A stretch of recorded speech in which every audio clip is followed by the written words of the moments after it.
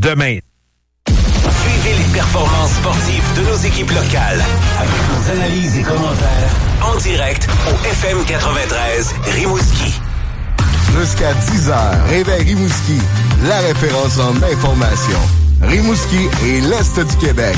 FM 93 Rimouski.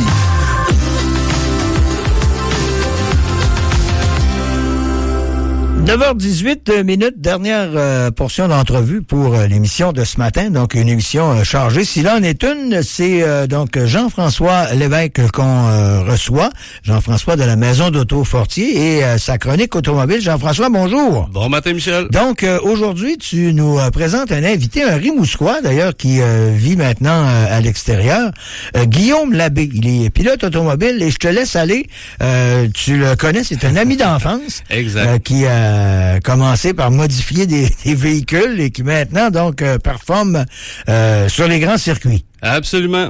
Notre ami Guillaume, en fait, vous en avez sûrement déjà entendu parler, du moins ici à ce micro. Il course en série SPC, la Super Production Challenge.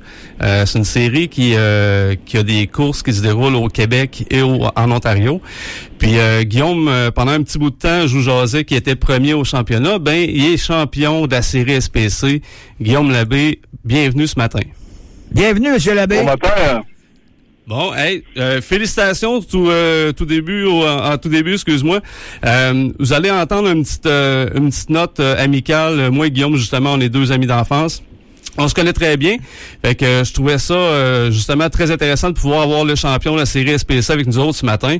Guillaume, première des choses, parle-moi un petit peu de la série SPC, c'est quoi, puis comment ça s'est déroulé pour toi cette année? Ben, le SPC, dans le fond, c'est le Canadian Touring Car qui a été renommé il y a quelques années dans le Super Production Challenge. La dénomination production, ça va chercher le côté stock des voitures. C'est des voitures de tourisme que monsieur, madame, tout le monde peuvent conduire pour aller travailler avec un certain niveau de modification permise. Donc, pour ma part, j'ai une Honda Civic, là. Puis ce que ça fait, la série est divisée en 3 classes, là, super production, production et compact. Puis le championnat qu'on vient de gagner est la plus haute classe de la série, là, le super production. C'est une série qui est hyper compétitive, donc gagner le championnat en 2024, c'est pas rien. Je dois dire qu'on a encore un bon buzz. Là. Je parlais avec des teammates encore ce matin, puis on est pas mal fiers, honnêtement. Là. Ça a été toute une saison. Ouais, puis parlant de toute une saison, je pense que avec les résultats de l'année dernière, au début de la saison, c'était comme, on va dire, quasiment hors de portée de gagner le championnat. Dis-moi, c'était quoi ton objectif cette année, toi, directement? Dans le fond, on avait, dans l'équipe là, avec Empire Motorsport, là, on a deux véhicules, 2 pilotes, moi-même puis Gabriel Lacombe. Puis les objectifs avaient été fixés qu'on mettait vraiment l'emphase sur Gabriel parce que en toute honnêteté, là, c'est un fantastique pilote, puis on était pas mal confiant que Gabriel était capable d'accéder au plus haut titre. Malheureusement pour Gabriel, les 2 premiers événements ont été un petit peu malchanceux pour lui. Il y a eu des pépins mécaniques. Ça l'a relayé plus bas dans le classement. Mais de mon côté, ça a très bien été. Puis après deux événements, j'avais un solide avance au championnat. J'ai sauté un petit peu ton premier point, Jeff. Là, c'est bien correct. Nous, pour cette voiture-là, on avait mis comme objectif qu'on voulait se situer dans le top 5 au championnat avec possiblement une seule victoire. Hey. Puis justement, jouer le championnat, à la fin, là, Gabriel Lacombe, 4e au championnat, Guillaume Labbé, 1er au championnat. Félicitations les boys. Vous étiez vraiment over vos attentes. Ouais, ben c'est ça. Je dois le dire, là, tu sais, là, tu l'as dit tantôt, le SPC, c'est super compétitif, là. D'un, par tous les règlements qui forcent un peu ça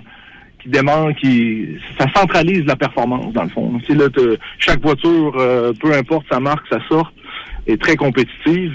Puis, il y a un très bon bassin de pilotes. En termes de série de tourisme, c'est le plus haut niveau au Canada. Là. C'est une série qui se classe Pro-Am, dans le fond. Là.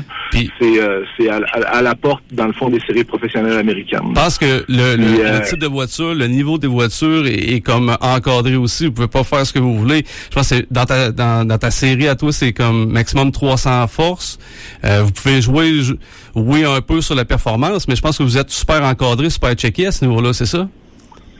On utilise, on est extrêmement encadré. Dans le fond, la performance, oui, est limitée à 300 HP. On se doit d'être extrêmement transparent des modifications qu'on apporte aux voitures. Puis en tout temps, on est contre-vérifié. C'est sûr que quand on passe la saison en tête du championnat, je peux te le dire ils l'ont regardé l'auto. Là.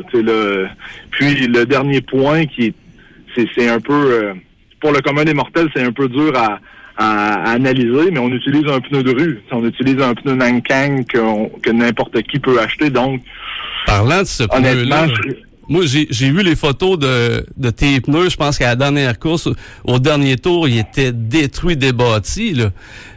Un tour de plus ou une couple de tours de plus, puis oublie ça, c'était l'abandon, c'est ça?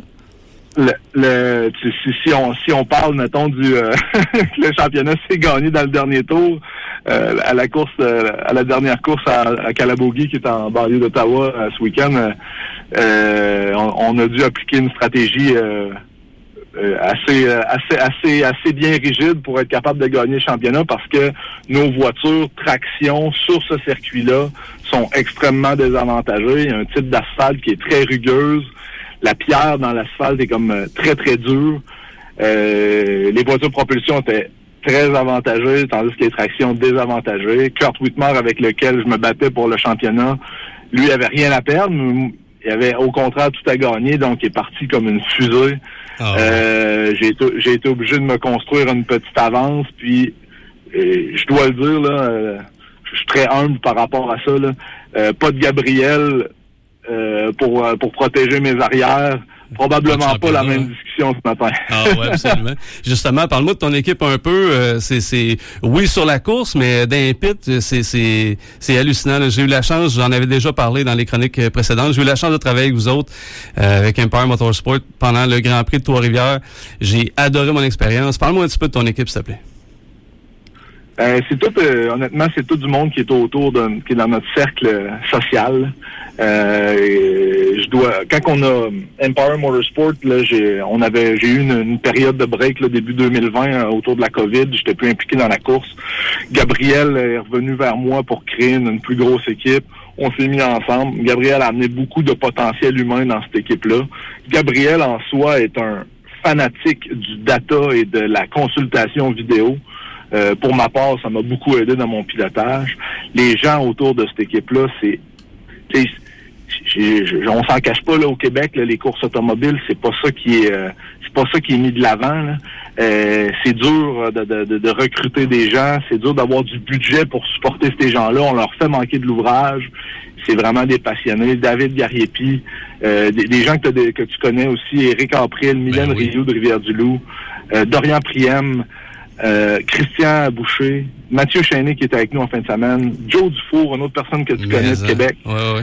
C'est du monde qui font du millage pour nous, qui viennent mettre tout leur savoir et aussi une tonne de temps dans l'équipe pour, tu le vois, là, les résultats sont là, je veux dire, et il y a aucun programme qu'on s'est présenté cette année où ce qu'on n'avait pas des espoirs de gagner.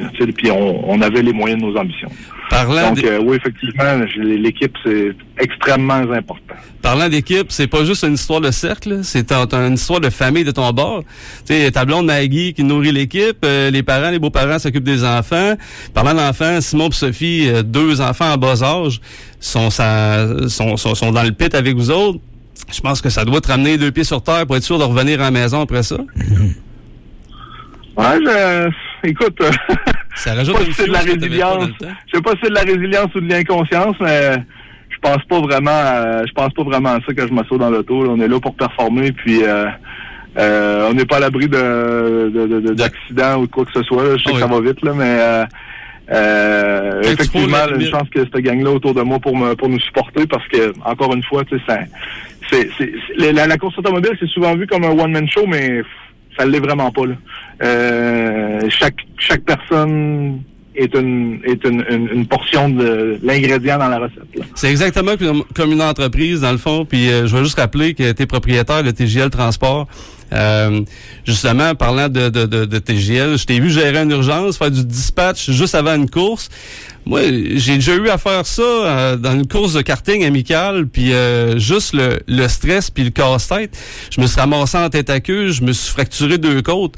Toi, t'embarques après ça sur une course de ce niveau-là, t'es capable de rester focus. Comment tu fais? Encore une fois, je vais probablement te ressortir le même speech. Je sais pas si c'est de la résilience ou de l'inconscience, mais écoute, Jeff, après tous les efforts qui sont déployés dans cette équipe-là, je veux dire, aussitôt débarqué du char, je m'assois avec Gabriel, on fait du vidéo, on fait du data, on regarde, on discute avec l'équipe, c'est quoi la stratégie. Tu sais, j'ai pas le choix de mettre une switch off, puis de m'asseoir, puis de dire, OK, we give it all. C'est 100% sur la piste. Puis on donne tout ce qu'on peut, puis je veux dire, regarde, les résultats parlent d'eux-mêmes, là. Ça a payé pas mal cette année, là. Guillaume, pour 2025, je pense pas à ça. Pour 2025, qu'est-ce qu'on peut vous souhaiter, vous autres? On a des beaux plans pour 2025. Là. Je peux pas trop parler, là, mais je vais te présenter tout ça bientôt. Super, on en reparlera. C'est pas terminé. On défend un championnat, mais on passe peut-être à haut niveau supérieur. Ben, pour la suite. Merci beaucoup, Guillaume. Merci beaucoup, monsieur. Right. Voilà, donc, Guillaume Labbé, donc pilote automobile. Merci, Jean-François. Un plaisir, Michel. La semaine, on a parlé au garage dernièrement, là,